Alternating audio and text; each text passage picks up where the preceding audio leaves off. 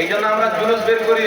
আপনার ছেলে যদি জুলুসে যায়, আপনার ছেলে যদি কিয়াম করে, আপনার ছেলে নবীর নামকে চুমুন দেয়, তো এরা যে জানোয়ার মতন ভাষা বলছে নবী আমাদের বড় ভাইয়ের মতো, আপনার ছেলে জিন্দেগিতে বলবে না। একটা সুন্নি ঘরের ছেলে বলেছে নবীকে বড় ভাইয়ের মতন দেখাতে, কিয়ামত পর্যন্ত দেখাতে পারবে না। তো মিলাদ কিয়াম দুরূদ সালাম আমাদের আলো আওলাদকে গুস্তাখে রাসূল হওয়া থেকে বাঁচিয়ে নিয়েছে।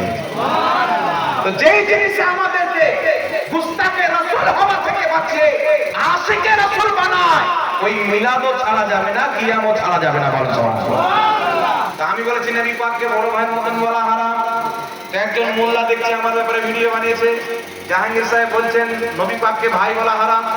দলিল কি দিচ্ছে? আল্লাহ কোরআনে বলেছেন প্রত্যেক নবী পাক মুমিন কি মুমিন নয়?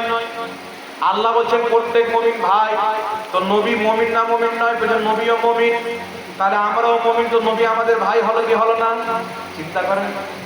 আচ্ছা বলেন তো, ওই মৌলবীকে জিজ্ঞাসা করেন তুই মুমিন না কাফির, বলবে পাকা মুমিন। তোর বাপ মুমিন না কাফির? না আমার বাপও মুমিন। তো আল্লাহ বলেছেন মুমিন মুমিন ভাই। তো তুই আর তোর বাপ ভাই, তোর বাপের বাড়ি ওদিকে মা কেন বলছিস ভাবি? বল